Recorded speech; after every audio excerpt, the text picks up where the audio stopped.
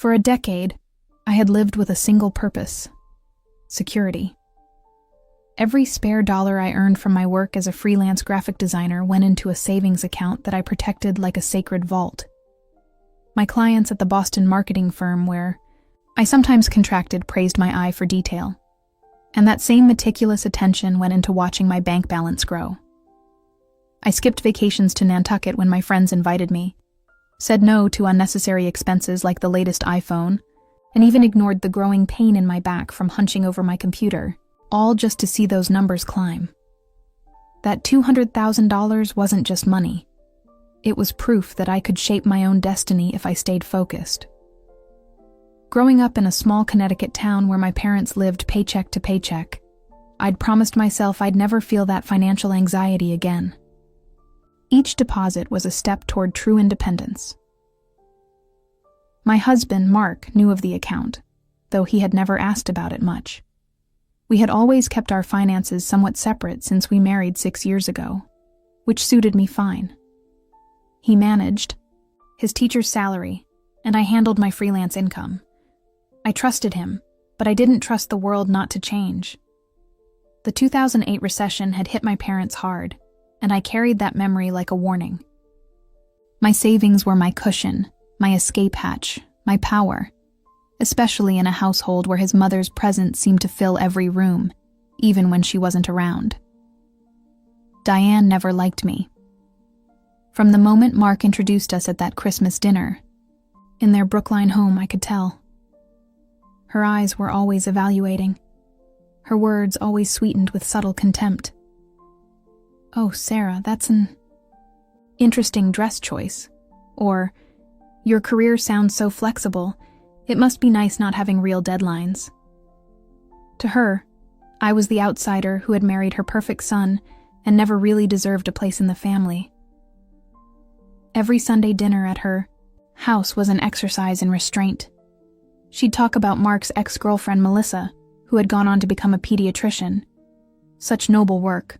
While asking me if my little drawings were selling well, Mark would squeeze my hand under the table but never actually stood up to her. He'd say later, "That's just mom being mom," as if her behavior was a force of nature that couldn't be challenged. But I stayed quiet, respectful, and focused. When she commented on our modest Cambridge apartment, suggesting we might never afford anything better with your kind of work, I smiled and changed the subject.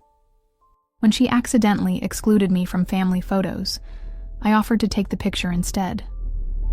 I thought that by rising above her petty comments, I was choosing peace. What I didn't know then was how much my silence empowered her. Each time I didn't push back, she saw not dignity but weakness. Each time I changed the subject, she didn't recognize grace but opportunity. The walls of my silence were building a fortress around her entitlement. Mark and I had been trying for a baby for 2 years, and each month brought disappointment. Diane never failed to mention it, always with that look of concern that wasn't concern at all. "It's probably all that time on the computer," she'd say, or "maybe if you ate better food."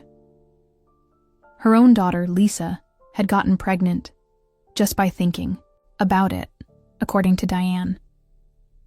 Lisa was the golden child, 2 years younger than Mark, studying to become a doctor, just like her father, and Diane's pride and joy. While Mark taught high school biology with passion but modest pay, Lisa was on track to join the family legacy in medicine. Dr. James Collins, Mark's father, had been a respected surgeon before his death 3 years ago, and Diane never let anyone forget the family's medical pedigree.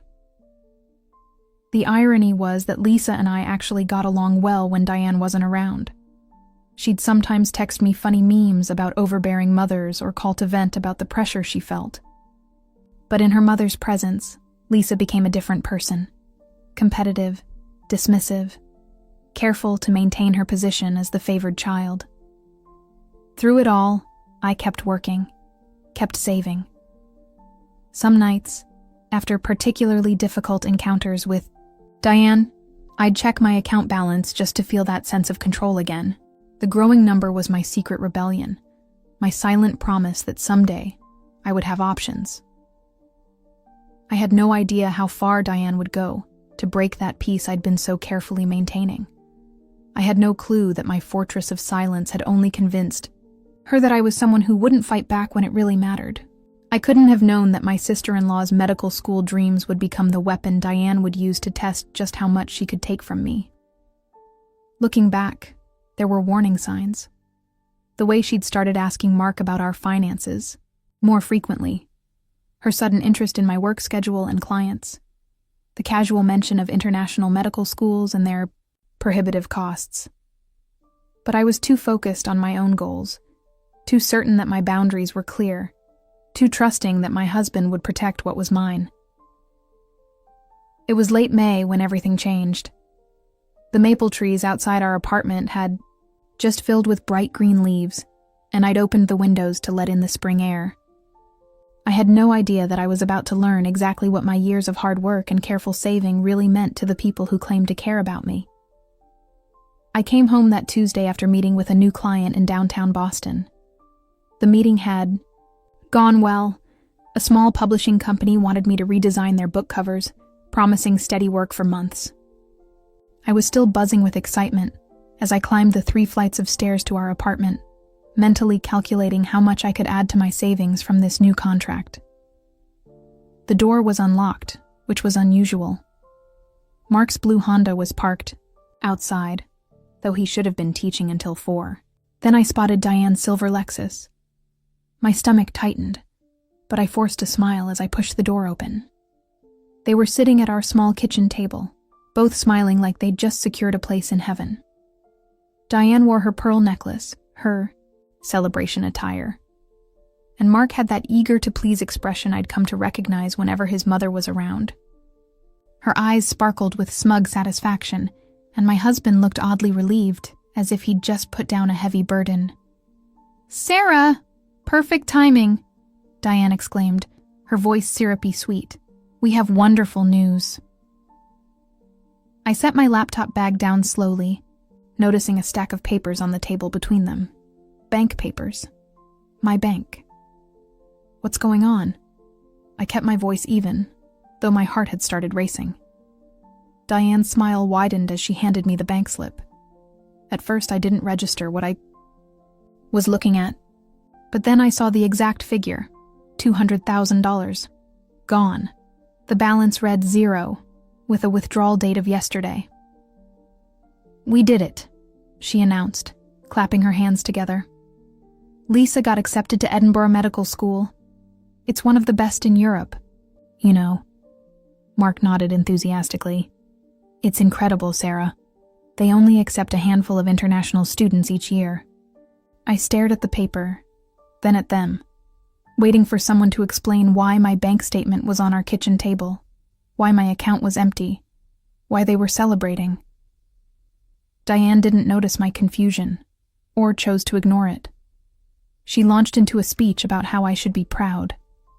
My sacrifice had paved the way for Lisa to study medicine abroad, in comfort, with no debts or stress.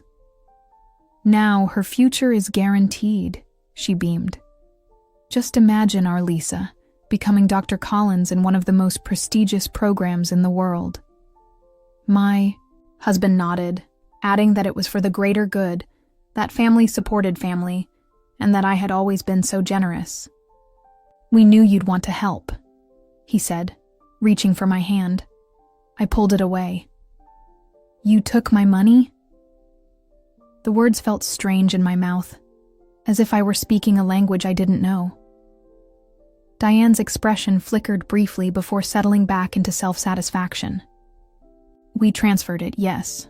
The deadline for the tuition deposit was this week, and with the international wire transfers taking time, we had to move quickly." "My money," I repeated. "All of it, without asking me." Mark shifted uncomfortably. "We did discuss supporting Lisa's education last Christmas, remember? You said family was important." I did remember that conversation. I had agreed that supporting family was important in the abstract, when Diane had mentioned how expensive medical school was becoming. I had nodded politely, the way I always did during her monologues. I had never not once, offered my life, savings. The application process moved so quickly at the end, Mark continued, his voice taking on a defensive edge. We didn't want to burden you with the details when you've been so busy with work. My mind blanked for a moment. I didn't shout. I didn't cry. I simply stood there, the taste of metal at the back of my throat. They had emptied my account, my security, my freedom, without my knowledge. It wasn't just theft, it was erasure. 10 years of work, of independence, reduced to a gesture of goodwill that I had never agreed to. My voice was silent, but inside me, a storm began to form. How? Did you even access my account? I finally asked. Mark looked down at his hands. We're married.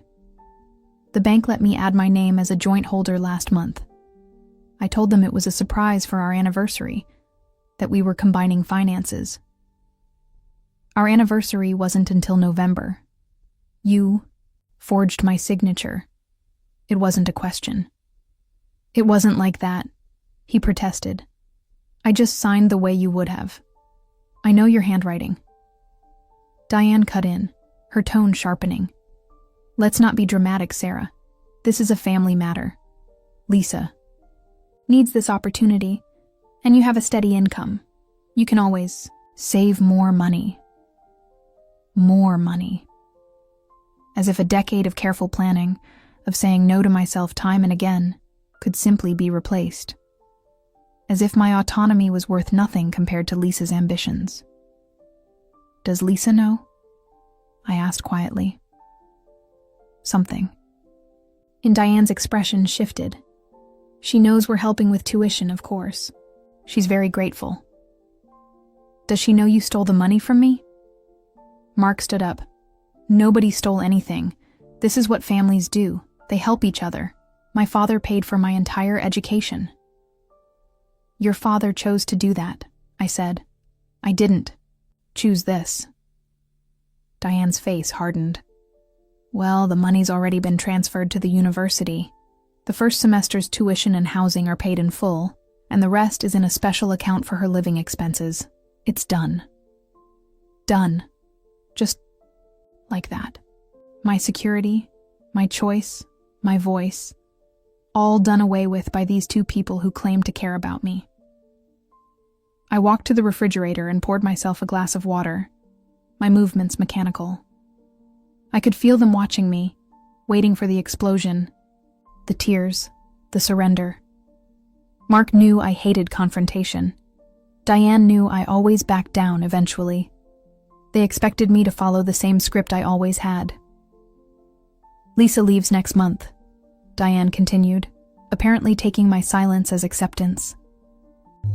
We're planning a big send-off party at our house. You could design the invitations, put those skills to good use. I took a slow sip of water, letting her words wash over me without response. My mind was already racing ahead, calculating, planning. There was a certain clarity that came with betrayal this complete, the fog of politeness, of family obligation, of hoping for acceptance. It all burned away in an instant, leaving only cold, hard truth. We should celebrate tonight, Mark suggested, his relief growing as I remained calm. Maybe dinner at Bellini's? It was an expensive Italian place we only visited on special occasions. I set my glass down gently. You two go ahead. I have a deadline tonight. Are you upset? Mark finally asked, a hint of uncertainty in his voice. I looked directly at him, then at Diane. No, I said quietly. I'm just thinking. And I was. I was thinking that I had been right all along to keep my true self hidden from these people. I was thinking that silence had served me in ways they couldn't begin to imagine. I was thinking about the choices that lay before me now. Well, good, Diane said, gathering her designer purse. I knew you'd understand once you saw the bigger picture. Lisa's future affects all of us. As they made plans for dinner, I excused myself to use the bathroom. I closed the door, turned on the faucet, and finally allowed myself a moment of pure, silent rage. I gripped the sink until my knuckles turned white, staring at my reflection in the mirror. They have no idea who they're dealing with, I whispered to myself. And for the first time in years, I smiled a smile that held no trace of compromise. I didn't confront them immediately. That would have been too easy, too predictable. Instead, I let Diane revel in her little victory. I played the grateful daughter-in-law, nodded in all the right places, and even smiled when she praised her own brilliance for managing to organize the transfers so efficiently. My husband thought my silence meant acceptance. He brought me flowers the next day, yellow tulips from the corner store, and talked about how Lisa had cried with happiness when they told her the tuition was secured. "She wants to take us out to dinner to say thank you," he said, his eyes bright with what he thought was our shared generosity. "That would be lovely," I replied, arranging the tulips in a vase by the window.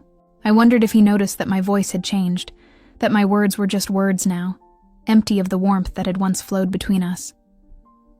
Over the next few days, I acted as if everything was normal.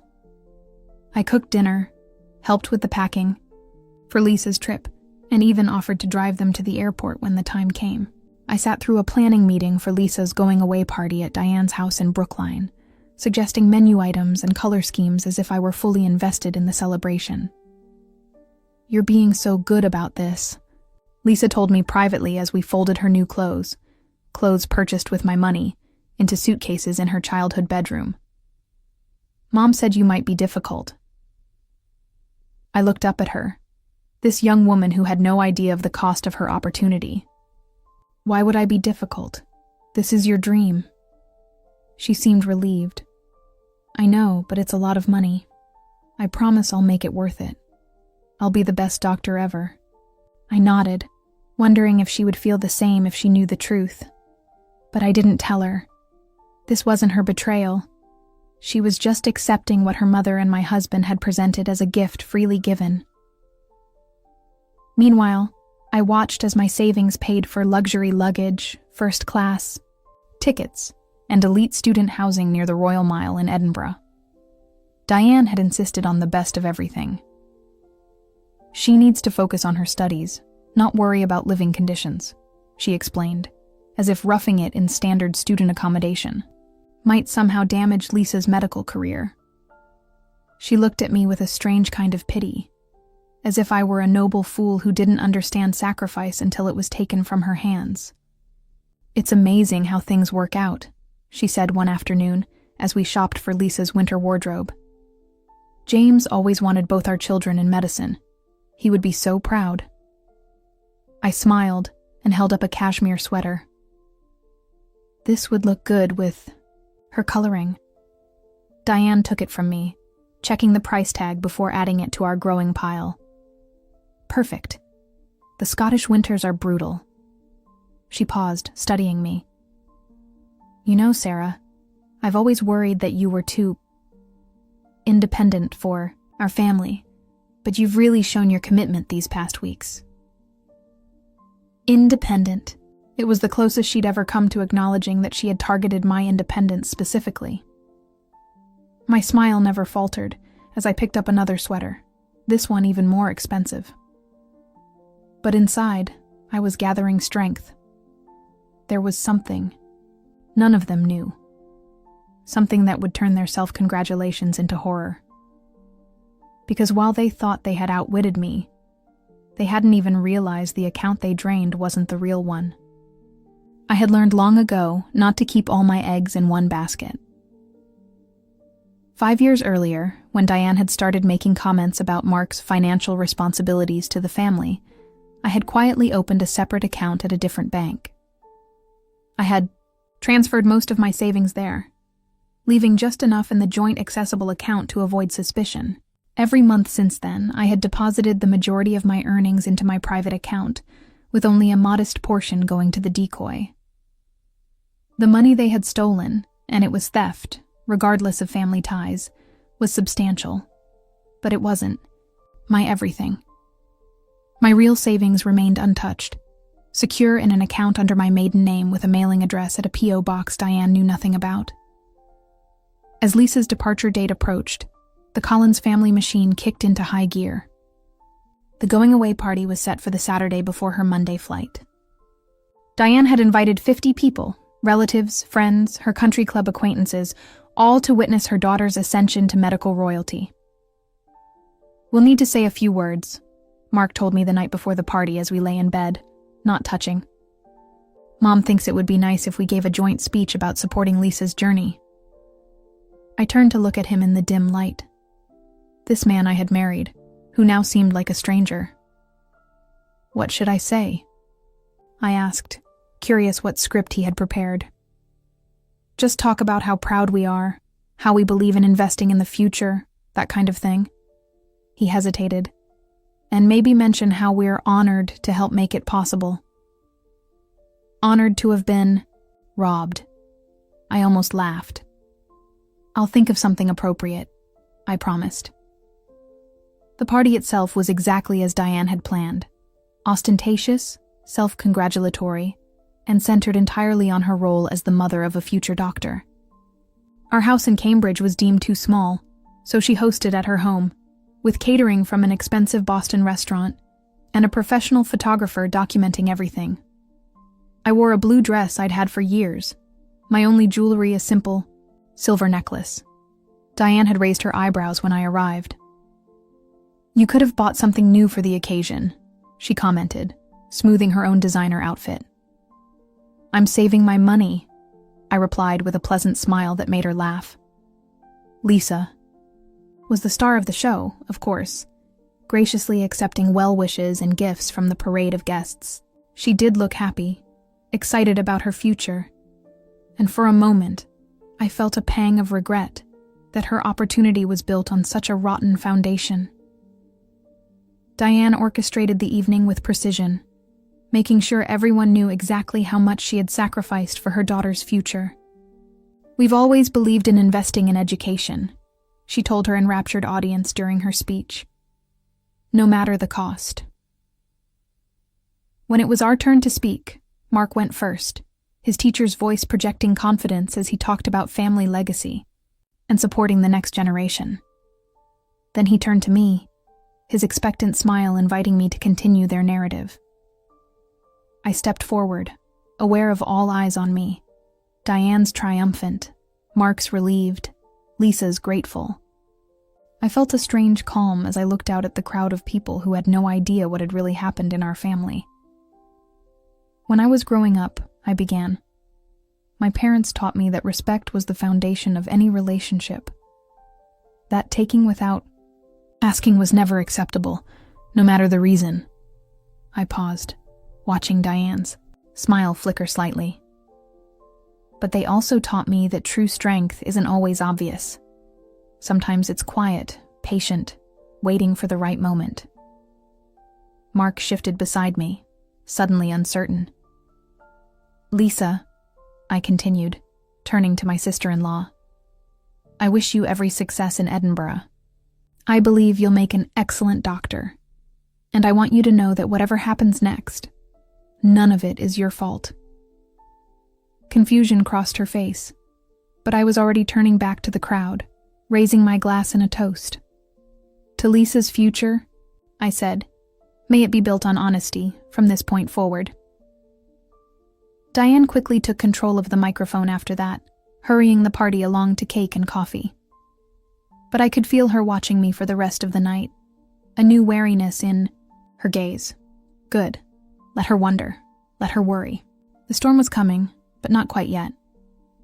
As guests began to leave, I helped clean up, washing crystal glasses with care, making small talk with the caterers.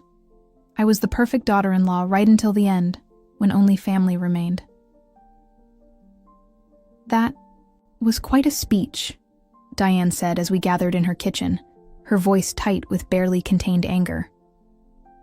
I dried my hands on a towel. "Was it? I was just speaking from the heart." "What did you mean about honesty?" Lisa asked, looking between us. I met her gaze steadily. "Ask your mother." The tension in the room was palpable now, but I didn't break. I had spent too many years breaking myself to fit into this family. Too many years smiling when I wanted to scream, agreeing when I wanted to object. That time was over. "I think we're all tired," Mark said quickly, always the peacemaker. "It's been a big day. We should head home." On the drive back to our apartment, he finally asked the question I could see had been bothering him all night. "Are you planning something, Sarah?" I looked out the window at the passing streetlights of Beacon Street. "Yes." He waited for more, but I offered nothing. "Whatever you're thinking, just remember that what's done is done," he said finally. "The money's gone. Fighting about it won't bring it back." I turned to study his profile in the dim car interior. "You really don't know me at all, do you?" His hands tightened on the steering wheel. "What's that supposed to mean?" I smiled, a real smile that held all the certainty I felt about what was to come. "You'll see." The day after Lisa's going away party, Diane insisted on hosting one final family dinner before the big departure. "Just us," she said, "to celebrate properly." I knew what she really wanted, to reassert control after my little rebellion at the party. Mark practically begged me to go, his eyes pleading for peace. "Fine," I agreed. "One last dinner." We arrived at Diane's Brookline home at 7. The table was set with her best china, the Wedgwood set she only used for special occasions. Crystal. Glasses sparkled under the dining room chandelier, and fresh flowers from Winston Flowers filled the center of the table. Lisa looked nervous, glancing between me and her mother as we took our seats. "I've ordered from Mistral," Diane announced, referring to one of the most expensive restaurants in Boston. I thought we deserved something special. The food arrived, in elegant packaging, delivered by a catering service that transferred everything onto Diane's serving dishes, as if it had been home-cooked. We sat around the table like actors in a play, going through the motions of a loving family dinner. "To Lisa," Diane said, raising her glass of expensive Cabernet. "May Edinburgh be just the beginning of your brilliant career." We all clinked glasses. The wine was rich and smooth, probably costing more than I would typically spend on a week's worth of groceries. I sipped it slowly, savoring not just the taste but the moment that was about to unfold. "And to Sarah," Diane added, her smile not quite reaching her eyes, "for being such a dedicated woman." Mark toasted with her, repeating the same tired compliments about my generosity and family spirit. I watched them, both so proud, so smug, so confident in their theft. And I smiled, a wide, knowing smile that froze their laughter mid-breath. "Is something funny?" Diane asked, her voice sharpening. I leaned forward, resting my elbows on the table, breaking one of Diane's cardinal rules of dining etiquette. "Actually, yes. Something is very funny." Mark gave me a warning look, but I ignored him. "I've been thinking about sacrifice," I continued, swirling the wine in my glass. "About what we give up for the people we love, about trust." Lisa shifted uncomfortably in her seat. "Maybe we should talk about something else." "No, I think this is important," I said gently. "Especially since you're about to start a new life built on our sacrifice." Diane's face hardened. "If you have something to say, Sarah, just say it," I nodded, setting down my glass with deliberate care. "The account you emptied wasn't mine. Not really. It was a decoy I created 5 years ago when I started noticing how curious you were about our finances." The silence that followed was absolute. Mark's face drained of color. Diane sat frozen, her fork suspended halfway to her mouth. "What do you mean, decoy?" Lisa finally asked. I turned to her. "Your mother and my husband stole $200,000 from me to pay for your education. Except they didn't. The real savings have been quietly growing in a completely separate account, under a different name, with no digital footprint, tied to me." They went pale instantly. Diane's smile dropped, and my husband's expression crumbled into disbelief. I saw the realization hit them like a physical blow. The money they had spent so carelessly wasn't the treasure, it was a trap. Their plan had cost them everything, and they hadn't even touched the actual savings I had worked so hard to build.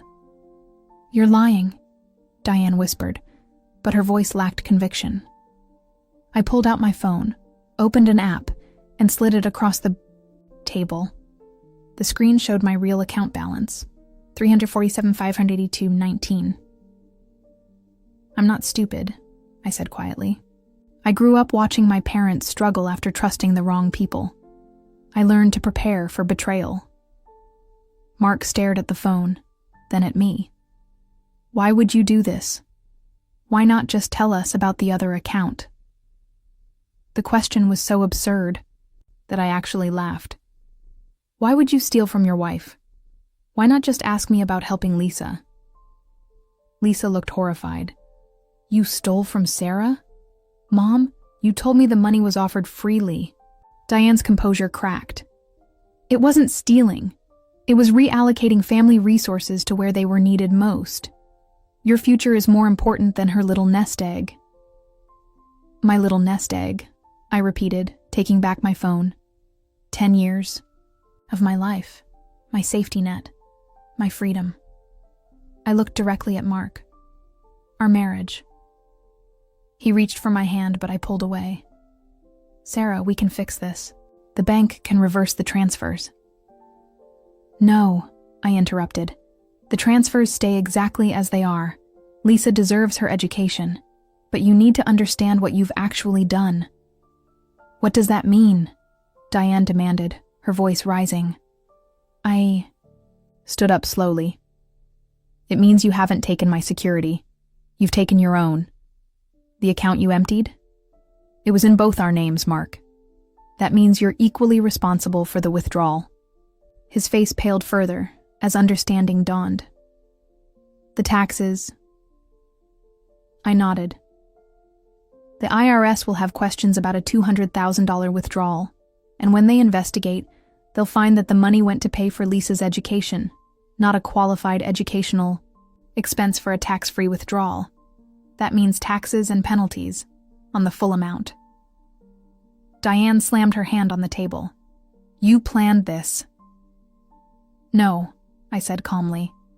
"I planned for my future. You created this disaster all by yourselves." Lisa pushed her plate away, looking sick. "I can't accept this money. Not like this." "The first semester is already paid," I told her. "And you should go.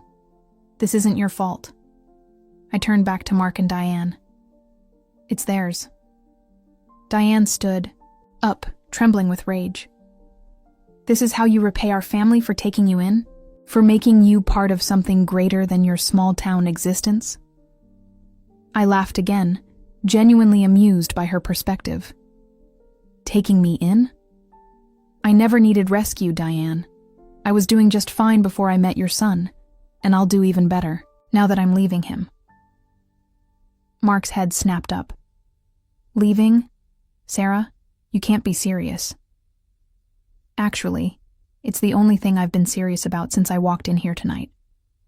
I picked up my purse from the back of the chair. "I've already packed my essential things. I'll be staying at the Marriott downtown until I find a place." "You're being ridiculous," Diane sputtered. "Mark, tell her she's being ridiculous." But Mark just stared at me, finally seeing me clearly for perhaps the first time in our marriage. "You're really leaving?" I nodded. "The betrayal isn't that you took the money, Mark. It's that you thought you had the right to take it, that my decade of work meant nothing compared to your mother's wishes." "I was trying to help my sister," he said weakly. "No," I replied. "You were trying to please your mother. There's a difference." Lisa stood up, tears streaming down her face. "I won't go. I'll withdraw my acceptance. We can fix this." I walked around the table and hugged her. The first genuine moment of the Fenning. "Go to Edinburgh. Become a doctor. Just remember that the foundation matters. Build yours on something better than this family has shown you." As I headed for the door, Diane called after me, her voice sharp with desperation. "You've planned this for years, haven't you? Setting us up, making us look like thieves?" I paused at the threshold, turning back one last time. "No, Diane. You did that all by yourself. I just made sure it wouldn't destroy me." The last thing I saw before closing the door was Mark's face, stunned, hurt, and finally understanding exactly what he had lost. Not just a wife or money, but trust. And trust, once broken, is the hardest thing in the world to rebuild. The Marriott downtown became my refuge that night. I checked in with just my laptop, a small suitcase of clothes, and my important documents. The room was impersonal but clean, with a view of the Charles River that seemed to promise new beginnings. I sat by the window for hours, watching the lights reflect on the water, feeling strangely calm despite the upheaval. My phone buzzed constantly. Mark, mostly, with a few messages from Lisa. None from Diane. I silenced it after a while, needing space to think, to breathe, to process the end of a chapter I had spent years writing. I slept surprisingly well that night. When I woke, I felt lighter somehow, as if I'd set down a burden I hadn't fully recognized I was carrying. Over room service coffee, I made a list of next steps. Find an apartment, contact a lawyer, retrieve the rest of my belongings. By noon, I had scheduled appointments with 3 realtors and found a well-reviewed divorce attorney who could see me the following day. I was efficient, focused, practical, all the qualities Diane had always dismissed as cold when compared to her emotional manipulation. Mark showed up at the hotel around 2, looking like he hadn't slept at all. The front desk called to ask if I wanted to see him. I agreed, more out of curiosity than anything else. "You didn't come home," he said as he entered the room, as if that were the problem. "This isn't a fight, Mark. I'm not making a point by staying away. I'm leaving." He ran his hands through his disheveled hair. "Can we at least talk about this? We've been married for 6 years. You can't just throw that away." I'm not the one who threw anything away. I gestured for him to sit in the armchair while I remained standing. "You broke something fundamental when you accessed my account without permission." "I made a mistake," he admitted. "A huge mistake. But people make mistakes in marriages all the time. They work through them." I studied him. This man I had once thought I knew completely. "This wasn't a mistake. It was a calculated decision. You forged my signature. You lied to the bank. You transferred my money without my consent. That's not a mistake. That's a crime." He flinched. "Are you going to press charges?" "No, but I am going to divorce you." His face crumpled. "Sarah, please. I'll make it right. I'll pay you back every penny, even if it takes years." "It's not about the money anymore," I said quietly. "It's about trust and respect. You don't have either for me." "That's not true." He stood up, moving toward me. "I love you. I respect you more than anyone." I stepped back. "If you respected me, you would have asked me about the money. If you trusted me, you would have believed I might say yes. But you didn't do either of those things. You and your mother decided what should happen to my savings, and you took it." "Mom can be persuasive," he said weakly. "And you've never been able to stand up to her. Not once in 6 years. Not even for me." He didn't deny it, which was perhaps the most honest he'd been in months.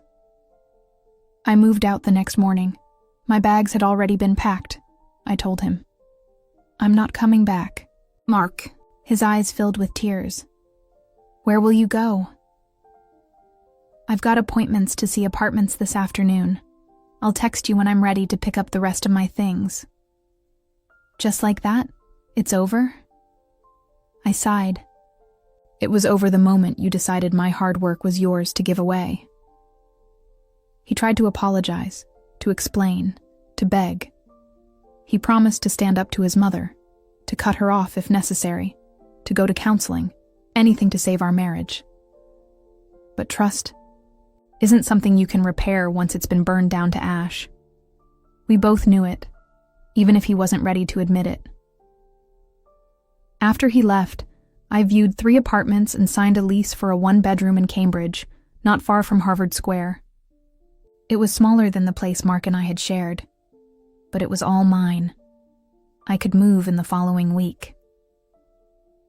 3 days later, I returned to our old apartment when I knew Mark would be teaching. I packed everything that mattered to me: my clothes, my books, my design equipment, and the few personal items I'd brought into the marriage. I left behind anything we'd bought together, and anything that reminded me of Diane. It took just 2 hours to box up my life and load it into the car I'd rented. As I made my final sweep of the bedroom, I found Mark's old Harvard sweatshirt, the one I used to sleep in during winter. For a moment, I held it, remembering quieter times before Diane's influence had poisoned everything. Then I folded it neatly and placed it on his pillow. Some attachments weren't worth keeping. The next week was a blur of practical matters. I met with my attorney, Elaine Goldman, a sharp-minded woman in her 50s who listened to my story without judgment. Financial infidelity is more common than you'd think, she told me, but this goes beyond that. This was a deliberate act to deprive you of your assets. We'll make sure you're protected going forward. I filed for divorce that Friday, citing irreconcilable differences. The paperwork felt oddly anticlimactic, just signatures and dates, nothing that captured the magnitude of what had happened between us. Mark received the papers at school. He called me immediately, his voice breaking. "You're really doing this?" "Yes." "Can we at least meet? Talk face to face?" I agreed to coffee at a neutral location, a Starbucks halfway between our old apartment and my new one. He looked terrible, with dark circles under his eyes and a rumpled shirt that suggested he wasn't handling the separation well. "Mom says you're being vindictive," he said, after we'd sat down with our drinks. "That you planned this whole thing to make us look bad." I stirred my latte slowly. "And what do you think, Mark?" He stared into his coffee. "I think I made the biggest mistake of my life, and I don't know how to fix it." Some things can't be fixed. They can only be accepted and learned from. He looked up, his eyes red-rimmed. "I've taken a leave of absence from school. I'm seeing a therapist. I'm trying to understand why I let Mom control me for so long." "That's good," I said, and meant it. "That's important work. Is there any chance at all that we could try again, after I've done this work?" I shook my head gently. "No, Mark. Some lines can't be uncrossed." He nodded, as if he'd expected this answer, but needed to hear it anyway. Lisa withdrew from Edinburgh. This surprised me. She shouldn't have done that. It wasn't her fault. She says she can't accept money that was taken without consent. She's applied to Boston University's medical program instead. She's staying with friends, not with Mom. I felt a pang of regret for Lisa, caught in the crossfire of her mother's actions. "Tell her I'm sorry it worked out this way. She wants to talk to you, actually, when you're ready." I nodded. "Maybe in a few weeks." As for Diane, she was forced to confront the consequences of her actions when the tuition was revoked for failure to prove legal ownership of the funds. I had already informed the bank of the unauthorized transfer. It wasn't her money to use, no matter how entitled she felt to it. The bank investigation was swift and damning. While they couldn't recover the full amount immediately, They froze. The remaining funds in the special account Diane had set up for Lisa's living expenses. The university returned the tuition payment once they were notified of the dispute, but the international transfer fees were substantial. Diane lost nearly $30,000 in the process. She tried to call me once, about a month after. I left. I let it go to voicemail. "This vendetta of yours has gone far enough," her message began, her voice brittle with barely contained fury. "You've destroyed my daughter's future and broken my son's heart. I hope you're satisfied with yourself." I deleted the message without responding. Her inability to accept responsibility told me everything I needed to know about the likelihood of any real change. The divorce proceedings moved forward with surprising speed. Mark didn't contest anything, agreeing to my terms without argument. By Christmas, it was finalized. 6 years of marriage dissolved in just a few months of paperwork. I spent the holiday alone in my new apartment, designing a website for a client who needed it launched by New Year's. The work kept me busy, focused, on the future rather than the past. When the clock struck midnight on December 31st, I opened a bottle of champagne, poured a single glass, and toasted to my new beginning. "To freedom," I whispered to the empty room, "and to lessons learned." Now, I live in a small apartment that I bought myself with the real savings. It's a 1-bedroom condo in a renovated brick building in Somerville, just north of Cambridge. The previous owner was an architect who had renovated the space with clean lines and clever storage solutions. The moment I walked in, I knew it was mine. Not because it was perfect, but because it could become perfect with my touch. It's quiet, peaceful. Every piece of furniture was chosen by me, for me. My desk sits near the bay window overlooking a small courtyard where a maple tree changes with the seasons. My bookshelves hold design references and novels I never had time to read during my marriage. The air smells like lavender from the essential oil diffuser I run in the evenings, and the silence is finally mine. Not imposed, but earned. I wake up every day with the knowledge that my life is my own. No one questions my choices or makes me justify my expenses. No, one's mother hovers in the background, judging my worth against an impossible standard. I answer to no one but myself, and there's a profound freedom in that realization. The first few months after the divorce were challenging, I won't lie. There were nights when I questioned everything. My decision to leave, my ability to start over, even my judgment about people. Had I always been blind to Mark's weakness? Had I ignored red flags about Diane from the beginning? The doubts would creep in around 3 a.m., when the apartment felt too quiet and the future too uncertain. But those moments grew fewer as spring arrived. I threw myself into work, taking on new clients and expanding my design portfolio. Word of mouth brought more business than I could handle alone, which gave me an idea. By June, I had rented a small office space in Davis Square and hired 2 part-time designers fresh out of Massachusetts College of Art and Design. Slowly, clients began to roll in. A local brewery needed new labels.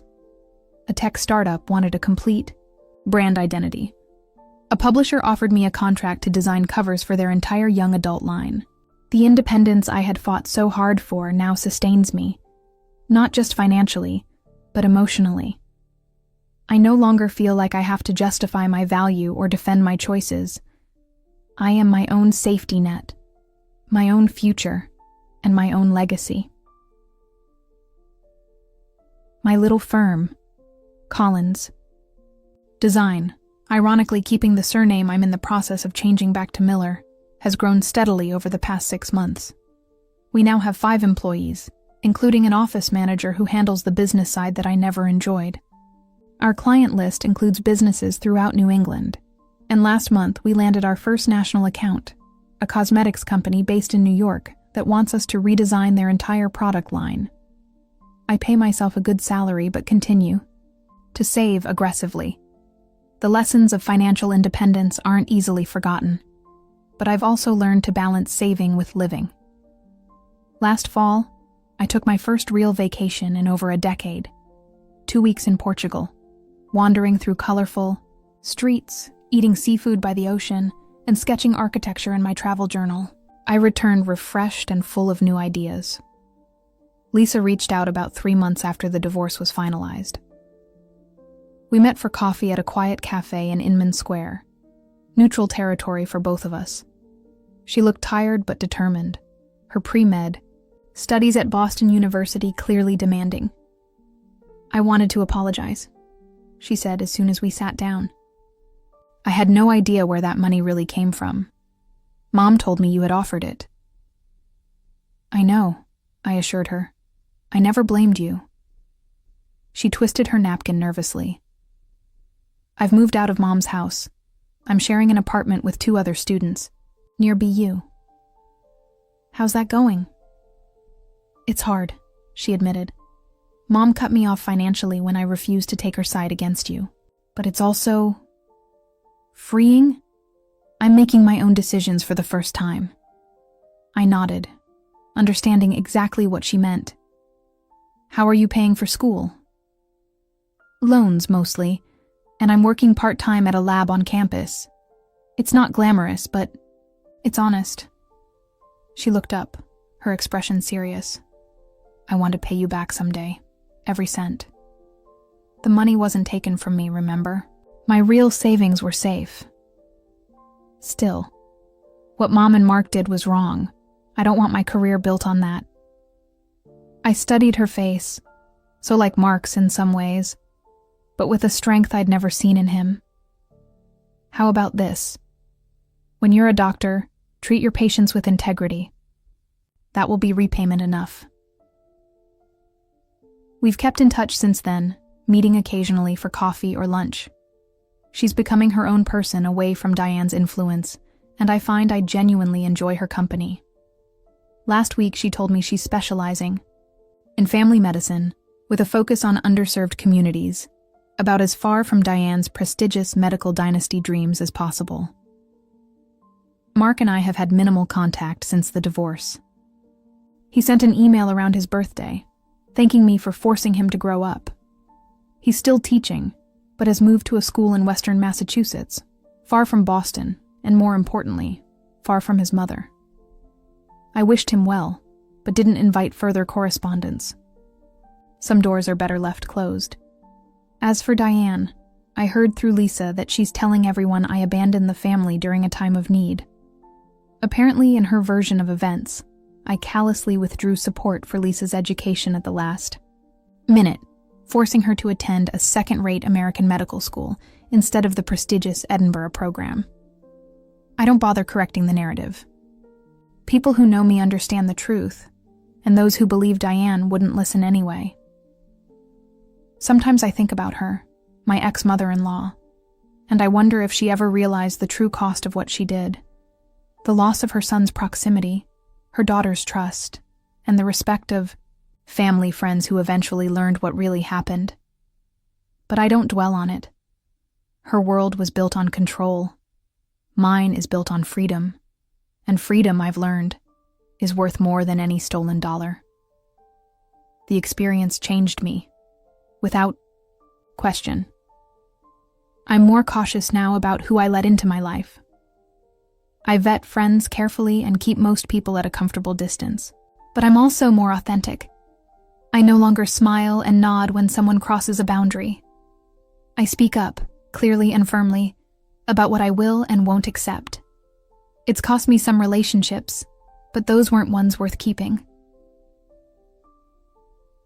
Last month, I met someone, a landscape architect who came to my office to discuss collaborating on a public park project. We've had dinner twice, and there's a promising spark there. But I'm in no rush.